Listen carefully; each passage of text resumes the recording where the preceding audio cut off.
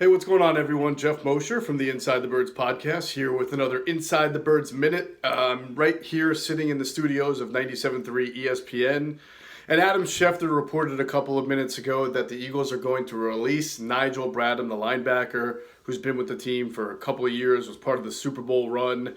Not a big surprise. That's something Adam and Caplan and I had talked about in a recent Inside the Birds podcast. It's not so much that they save about $4 million. It's also that he is going to be 31, I believe, when the season begins. They're trying to get younger, more dynamic. And frankly, Nigel, as great as he was in 2017, just has not played at a high enough level to warrant the money he was making, nor a guaranteed roster spot this year. So you look at the Eagles, and a lot of people have already started reaching out to me and saying, well, what about Corey Littleton? Or what about this free agent linebacker? What about that free agent linebacker? And I'm going to remind everybody that the Eagles signed two linebackers in free agency last year. They signed a pretty good one in LJ Fort, and they also signed Zach Brown, right? And neither of those guys made it through the season. In fact, they were both cut around halfway through the season as the Eagles were making sure that none of their free agent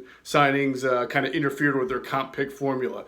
It's not a position the Eagles value. It's not a position a lot of teams that play the 4-3 defense value. And it's not because linebackers are just a dime a dozen. That's not necessarily true. Guys like Luke Kuechly are amazing at what they do, and he just retired. But good middle linebackers have a very big impact on the game. That's not the point. The point is, when you look at a defense in its entirety, you have a salary cap, and of all the positions you're going to pay pass rusher, defensive end, defensive tackle. Fletcher Cox making a lot of money. You're going to pay cornerbacks a lot of money. You're going to pay safeties a lot of money. You cannot pay everybody all the time, and especially when you look at the whole team in the entirety and you know that the Eagles have a lot of money now going to Carson Wentz, it just doesn't seem feasible when you're planning on building a team, when you emphasize the pass rush and the corner and safety positions, which I think the Eagles are going to start to do here.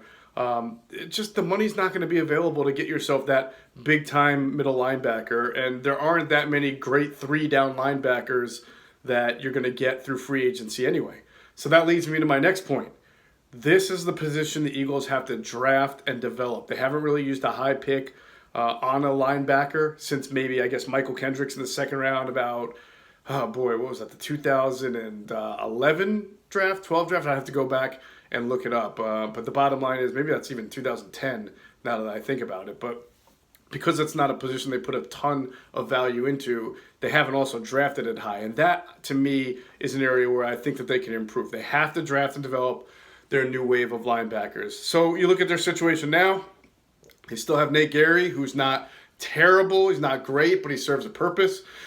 The kid that they signed as a rookie free agent from Wisconsin last year, TJ Edwards, played well, and I think that he's a guy that you look forward to seeing more of in the future, especially as a middle when they are in a three-down or a three-linebacker formation. Camus Grugier-Hill is a free agent, but I think now that you're doing away with Nigel Bradham, there might be money involved to be able to keep Camus, and so if you had to bring back Camus with TJ Edwards, Nate Gary, they picked up the kid Duke Riley last year into the year, and then you add to that a high pick, a second or a third round pick, well, then you start to feel a little bit better, at least I would, about the linebacker situation. But if you're going through all the guys who are free agents who are going to command some decent money, or whether it's Corey Littleton or whomever, I would just caution you to stop right there. I don't think that that's the direction the Eagles are going to go. Sure, they might sign a one-year veteran just to come in and compete. They've done that in the past, whether it was Zach Brown, whether it was Paul Warlow, whether it was somebody else whose name probably isn't I'm not thinking of right now. But I just don't see them being suitors for some of those big-name linebackers that are out there. This has to be a draft and develop operation for the Eagles. All right, that's my feeling on it. This has been another Inside the Birds Minute with Geoff Mosher. Make sure you are checking out the Inside the Birds podcast with me and Adam Caplan on all your available podcast platforms. And please subscribe to our YouTube channel, the Inside the Birds YouTube channel that you're watching this on. Thanks.